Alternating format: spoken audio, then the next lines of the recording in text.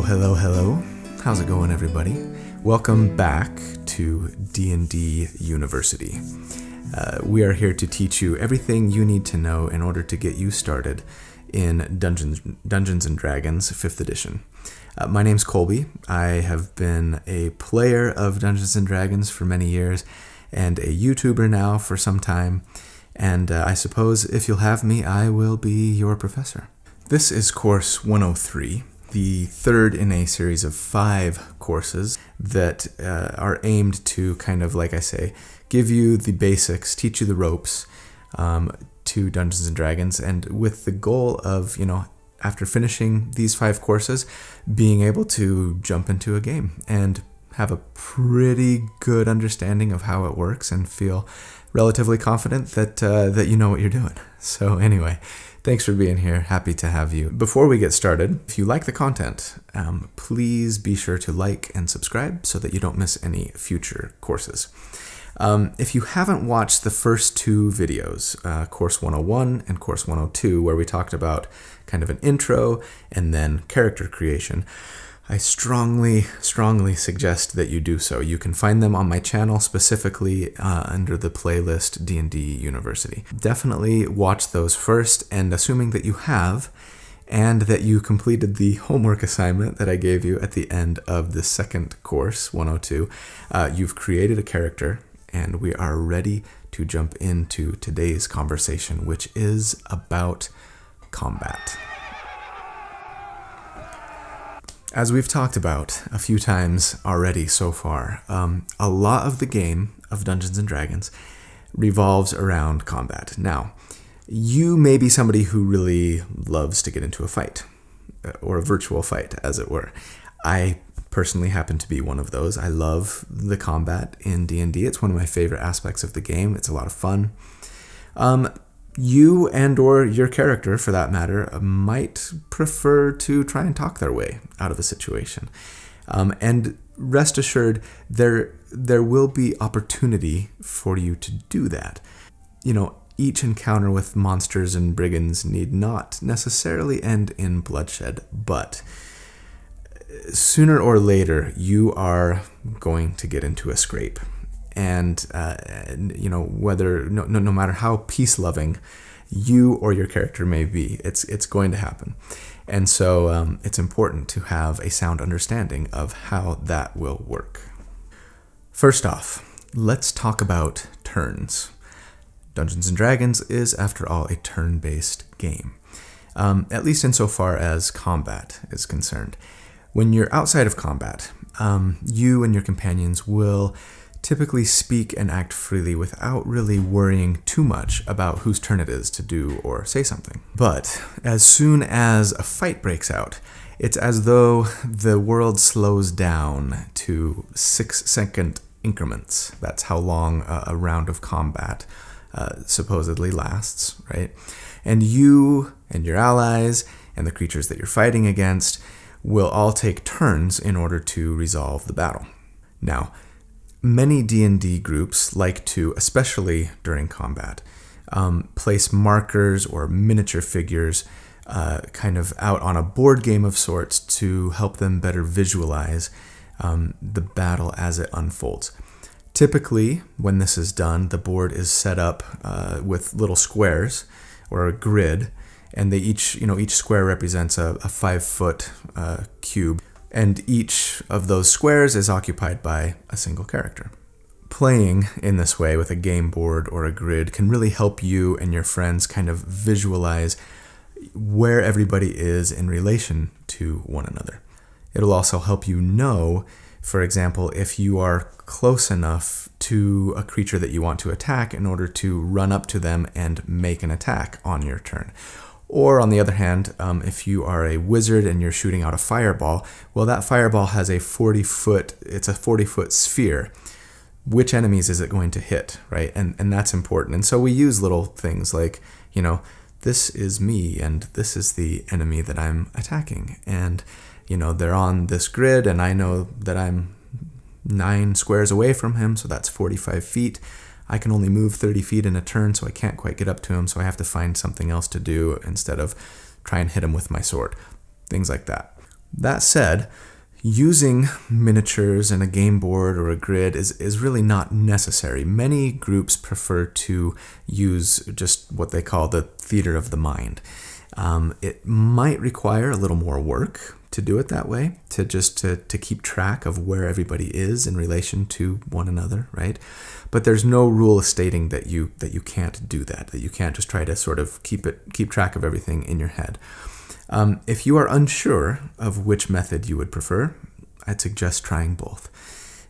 If you don't want to make a big investment into buying miniatures and even painting them, though I promise you that is a pretty fun aspect of the hobby, if if you think you might want to get into that, I enjoy it. But anyway, you don't have to. And, feel free to just set up something rudimentary with like a chessboard and chess pieces and just say, okay, this pawn is me and this bishop is you. And, you've just kind of got a little chessboard. And it might just help you initially kind of say, yeah, you know what? I like that, being able to, it helps me sort of visualize where we all are. It makes combat run a little smoother. Or, you know what? I don't like that. It kind of takes me outside of the way that I have it in my head imagined and visualized. And I prefer it that way. Try them both out, see which method you and your group prefer.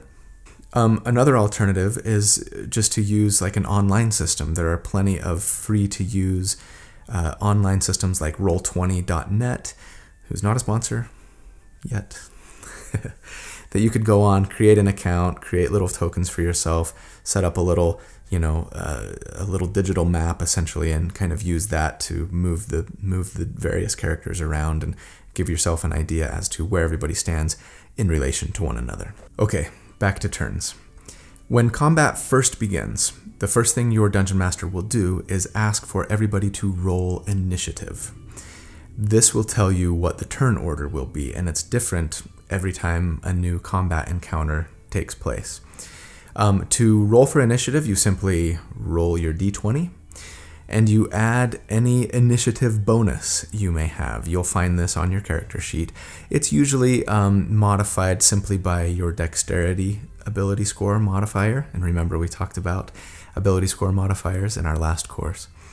There are other ways to augment your initiative, but that's the main one, and I'm not going to get into others. The Dungeon Master will roll for all of the creatures that your party is fighting against. The highest roll, whether it's you, one of your allies, or one of your enemies, the highest roll will go first, and it will proceed in order from there. Once everyone has taken their turn, then the round is complete, and you just start over at the beginning of the turn order until everyone on one side of the contest is dead, basically. Or, of course, if something else happens to interrupt combat, maybe one side decides to try and retreat, and the other side decides not to give chase. Maybe you all decide to throw down your weapons and talk it out because you're just aghast at all of the bloodshed. I don't know. But anyway, generally it ends with one side being defeated. On your turn, there are a number of things you can do. And you can do all of them on your turn, potentially. But you don't have to do any of them on your turn if you don't want to. These are the things you can typically do. You can move. You can take an action, and you can take a bonus action. Also, once per round, again, everyone takes one turn per round, right? Once per round, you can take one reaction.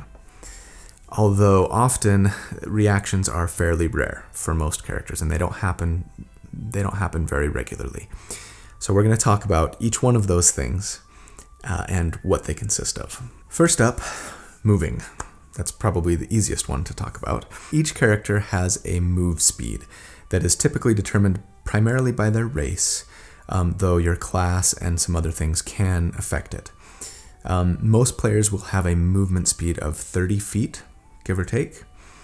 And so if you're playing on a grid with miniatures and things, keep in mind that each square, like I said, represents 5 feet. So if your move speed is 30, you could move up to 6 squares in any direction, including diagonally. You don't have to take your movement at the beginning of the turn. You could move first and then take your action and bonus action. You could take your action and bonus action first and then move. You could use some of your movement, take your action, use some more of your movement, take your bonus action.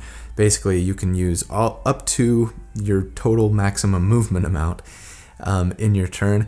And then again, you don't have to use any of it, or you could only use some of it if you wanted to. It's just there available for you to use when you want on your turn.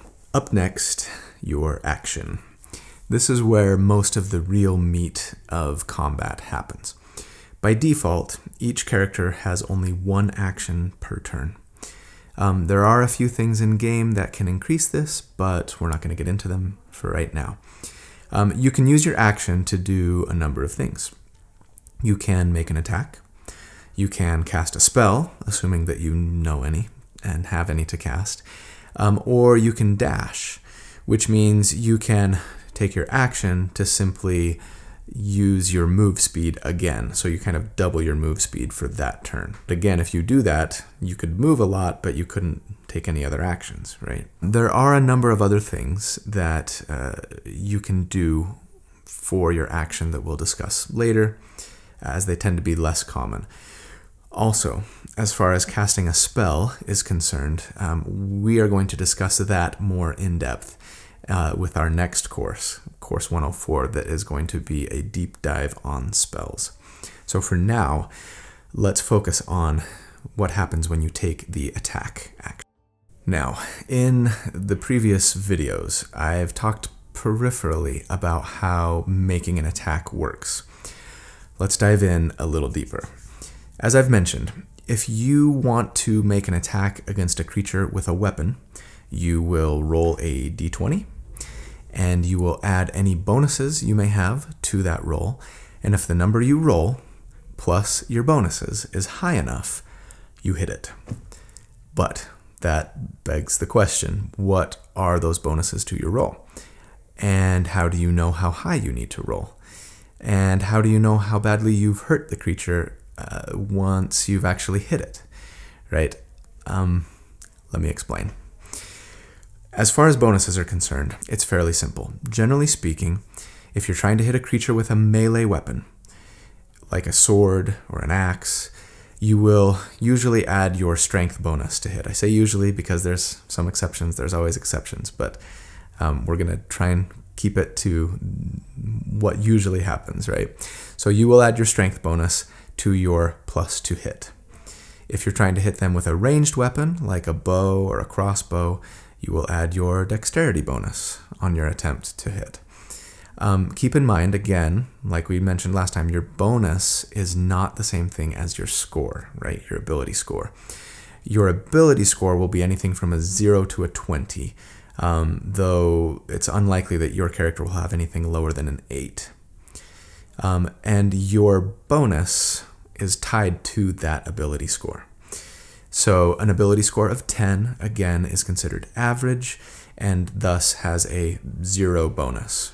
Nothing negative, nothing positive. From there, the bonuses go up in increments of 1 for every 2 points higher that your ability score is. I know it's a little confusing, but a score of 12 has a bonus of +1.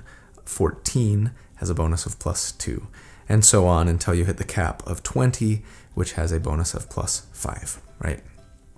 Also, as we discussed last time, if you are proficient in the weapon that you are using, you also get to add your proficiency bonus to your attack roll.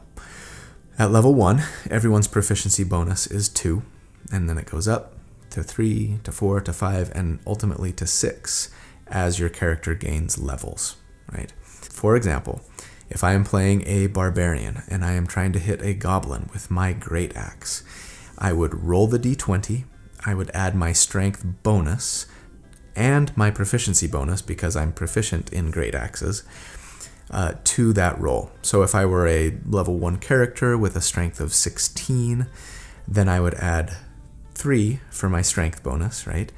2 for my proficiency bonus, for a total of +5 to whatever I roll on the d20 in my attempt to hit the goblin. Conversely, if I were a character trying to hit that same goblin, but say with a bow and arrow, a long bow, I would roll and add my dexterity modifier bonus and my proficiency bonus, assuming that I was proficient with the longbow that I was using, right, to see if I hit that goblin. But with the difference, of course, being that if I'm attacking from range with a ranged weapon, I don't necessarily need to be standing right next to the goblin in order to hit it. In fact, it would be bad for me in that situation to be standing right next to them. I would get a penalty. We'll talk about that later. Right, so you'd be shooting at it from range, and your weapon will have, in the description of the weapon, it will have in parentheses, the range at which you can safely try to hit a creature and not suffer any penalties, right? So you may be using a longbow and be able to hit a creature from 80 feet away. And that, again, is kind of nice to have a grid in that situation to be able to know, okay, how far am I from this creature? Are they within my range, right?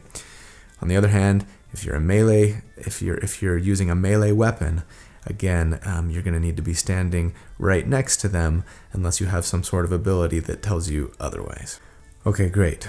So how high does that number need to be to know if I actually hit my target?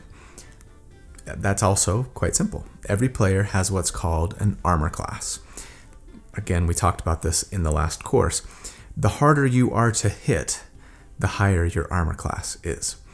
There are a variety of ways to raise your armor class. The simplest is by, well, wearing armor. And again, every suit of armor has an assigned armor class associated with it. So leather armor is an 11. Hide armor has a 12 armor class. Chainmail has a 16 armor class, etc. In addition, if your character is proficient with shields, you could equip a shield in one hand in order to raise your armor class by an additional 2. But that would prohibit you from using, for example, weapons that require you to use 2 hands to wield them, right? So that can be a trade-off. Also, your dexterity can have an impact on your armor class. So long as you're not wearing armor that's considered heavy, like chainmail, for example, or plate mail, and thus restrict your ability to quickly dodge an incoming attack with your dexterous self, right? So the higher your dexterity bonus is, typically the higher your armor class will be, again, depending on what kind of armor you're wearing. You can also raise your armor class through certain spells and other features that we'll discuss later. So when you try to attack a creature, you will simply roll the 20-sided die, as you so often do. You will add your bonuses to hit, as we've discussed. And if the number you rolled, plus your bonuses, is equal to or greater than the creature's armor class, you hit it. Now, typically your DM will just tell you if you hit it or not. They won't necessarily say, okay, this is the enemy's armor class and you need to hit X. It's maybe a little more immersive if you don't get that much into the details, and maybe they want to keep it secret. Conversely, if a monster is trying to hit you, your DM will roll, add any bonuses that the creature gets to their chance to hit, right? And if the number that your dungeon master rolled plus bonuses is equal to or greater than your armor class, the creature hits you. Otherwise, again, it's a miss and nothing happens. So once you've hit the bad guy, how do you know how much damage you've done? First, we need to understand the damage die of a weapon. And again, remember, we talked about this last course, but just to review really quickly, when we successfully hit with our attack, we will then roll a die, or sometimes dice, that corresponds to our weapon. So a dagger is a d4 of damage, right? Both a long sword and a long bow are d8s, but of course one is made from ranged and one is made from melee. A great axe is a d12 of damage. And so we make the hit, we roll the die to determine the damage, and we add our damage bonuses, and then we subtract that number from the enemy's hit points. Damage bonuses? Don't worry, there's usually only one. It's simply our ability score that we used to make the attack. So again, Usually, if you're making a melee attack anyway, that means our strength bonus. Or if you make a ranged attack, it means your dex bonus. We do not add our proficiency bonus to the damage. We only add the proficiency bonus when we're trying to see if we hit, okay? And then beyond that, once we do hit, we will just add our ability score bonus to the die roll to see how much damage we've done. So to continue with our barbarian example, if you recall, our barbarian had a total of +5 to hit, right? Unbeknownst to them, the goblin they were trying to hit had a 12 armor class. The barbarian first rolls to see if it hit. They roll an 11, and they add their +5 to that roll for a total of 16. So they tell their dungeon master what they rolled, and the dungeon master confirms, yep, that's high enough. You've hit. Good job. Roll for damage. So now they simply roll their 12-sided die that corresponds to the great axe that they were swinging, right? And they roll a 7, let's say, and so they add their strength bonus. Remember, they had a 16 strength, so that's a +3. So 7 plus 3 for their strength bonus is a total of 10. Unfortunately for the little goblin, he only had 7 hit points, and so he's dead. Unfortunately for the barbarian, goblins rarely travel alone, so 1 down and 6 to go. Okay, so that's a pretty good overview of the action and particularly making an attack on your action. What about the bonus action? What's that about? So by default, most characters don't have a lot of bonus actions they can do. If you are wielding a weapon in each hand, and those weapons have the light property, you'll notice that each weapon has a list of properties associated with it. We'll get into those later more in detail, but if they are light, that means you can attack with one of them as your action and then attack with the one in your other hand as a bonus action. That's something that you could potentially do. Beyond that, there's a huge variety of things that your character might potentially be able to do as a bonus action. They will vary greatly based on your class, what additional abilities you pick up along the way. Some spells can be cast as a bonus action. Some characters can make other special attacks as a bonus action. Still others can try to hide from their enemies as a bonus action or gain extra movement speed as a bonus action. The list is really too long to go into at length here. But just know that as you level up and you get more familiar with your character and their capabilities, you will likely pick up several options of things that can be done as a bonus action. And again, you get a bonus action once per turn. You don't always have to use it. If there's nothing you can really do or want to do, you can just not do anything for a bonus action. But you will get options as you level up, and just know and be familiar with what those options are when they come to you. As for reactions, those are also varied. They will often be different for each character. Initially, the main thing that most characters will potentially do with their reaction is make an attack of opportunity. So if you're standing next to an enemy in melee range and they decide to move away from you, either to run away or maybe go attack one of your friends, etc., you will be able to make an attack of opportunity against that creature using your reaction. And again, you only get one per round, right? And usually you're not using that reaction on your turn. You're using it on somebody else's turn, right? The monster decides on their turn to move away from you, and as your reaction, you get to try to make an attack against it. And the attack is made just in the same way. Hi, did you want to come say hi? Hi. The risk of recording at home. Okay, say hi. Hi. Okay, bye-bye.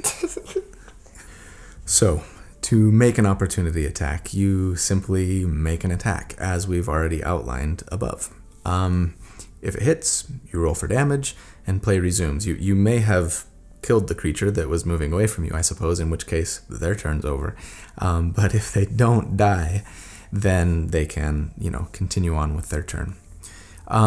Keep in mind that your enemies can also potentially get opportunity attacks against you. So if you are currently in melee range of a creature, be careful to not move away from it on your turn unless they haven't used their reaction yet. Because again, each creature only gets one reaction per round, right? So if they used their reaction for something else, then you're safe to move away from them. And the same goes for you. If there are two creatures in melee range of you, and for whatever reason, creature A on its turn tries to run away, let's say, and you use your reaction and make an opportunity attack against it, regardless of whether you hit or not, if creature B also decides to run away from you on its turn, then you've used your reaction already for the round. You don't get to make an opportunity attack against it. It just moves away. As far as what else you can do on your turn, there are a number of free actions, things that you can do that don't require your action or your bonus action. You can interact with one object, like maybe pull your sword out of its sheath, or open a door quickly, or maybe scoop something off the ground as you're running in a certain direction or something like that. You can typically talk to each other, in game as your characters talk to each other, as long as you keep it quick. In general, your DM will tell you if the thing that you want to do can be done without having to use your action or your bonus action to do it.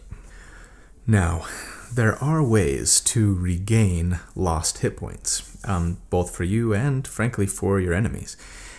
You, specifically, can take rests between combat encounters to recover some or all, and we will get more into that in Course 105. You could drink a magical potion of healing, if you have any. These can often be found during your adventure, or sometimes purchased if you can find an apothecary or an alchemist in a city or a village you may discover. This will be up to your dungeon master if they decide to make them available. Several classes have access to spells that can help you recover hit points as well, especially clerics and paladins and bards. But they are not the only ones with healing capabilities. But what happens if you or another creature drops to 0 hit points? Well, if an enemy that you're attacking drops to 0, they die. Unless you specifically tell your dungeon master that you're trying to just render them unconscious with your attacks. Your dungeon master may or may not allow that. It probably is going to depend on what you're attacking them with. If you're using a club, that may be a little more feasible. If you're shooting them with a ball of fire, I don't know if your DM will allow you to let them go unconscious with a fireball, but it will be up to them ultimately. As for you, I mentioned this briefly in Course 101, but yes, it is possible to die. Before that happens, though, when you first drop to 0 hit points, your character goes unconscious. At that point, they have to make a series of rolls once per round in order to see if they stabilize and just kind of go into a coma almost, or if they perish. These are called death saving throws. Essentially, on your turn, when you're unconscious, on your turn, you will roll a d20. And if you get a 10 or better, you succeed once. And if you get a 9 or lower, you fail once. And after you get either 3 successes or 3 failures, you either, if you get 3 successes, you stabilize and you sort of remain unconscious, but you're not at risk of dying for now. Or if you get 3 failures, you're dead. Now, even if you do die, it doesn't have to necessarily be the end for you, as I have mentioned. You can still be resurrected by a cleric or a paladin, typically, or a bard with a higher level, like resurrection type spell.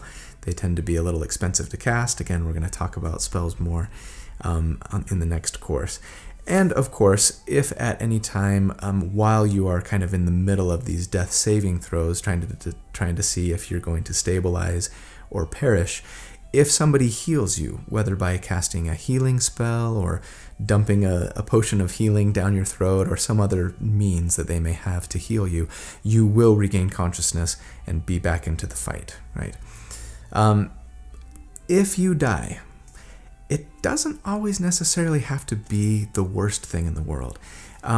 It often will create a very memorable and touching moment in the story, and can lead to some really great role play opportunities, both for you and for your friends who may mourn your character's passing or seek to exact revenge on the one responsible for your death, or maybe your death would inspire one of your friend's characters to change their own character's path in a meaningful way in order to honor, their fallen comrade or something like that.